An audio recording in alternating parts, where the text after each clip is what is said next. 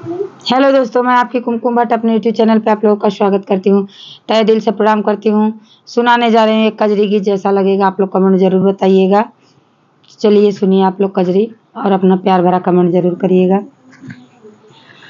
सखिया झूली न ले तू ये सो कै सवनवा बाय फिरे नहीं हरे सपनवा बायना।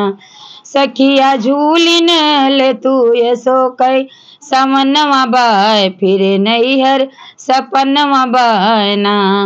अइहे ससुर तोहार लइके डोलियो कहाँ रे। अइहे ससुर तोहार लइके डोलियो कहाँ रे। उनके आगे पीछे बार गो बजनवा बाय फिर नहीं हर सपनवा बायना। ए उनके आगे पीछे बार गो बजनवा बाय फिर नहीं हर सपनवा बायना।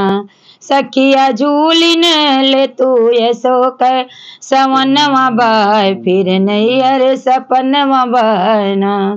अइहे भसुर तोहार लइके डोलियो कहाँ रे। अइहे भसुर तोहार लइके डोलियो कहाँ रे। उनके आगे पीछे बार गो बजनवा बाय फिर नहीं हर सपनवा बायना। हे उनके आगे पीछे बार गो बजनवा बाय फिर नहीं हर सपनवा बायना। सखिया झूली न ले तू ये सो कई सवनवा बाय फिर नहीं हर सपनवा बायना। सखिया झूली न ले तू ये सो कई सवनवा बाय फिर नहीं हर सपनवा बायना। अइहे देवरू तोहार लइके डोलियो कहाँ रे। अइहे देवरू तोहार लइके डोलियो कहाँ रे। उनके आगे पीछे बार गो बजनवा बाय फिर नहीं हर सपनवा बायना।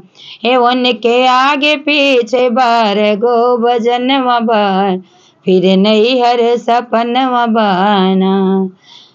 सखिया झूली न ले तू ये सो कई सवनवा बाय फिर नहीं हर सपनवा बायना।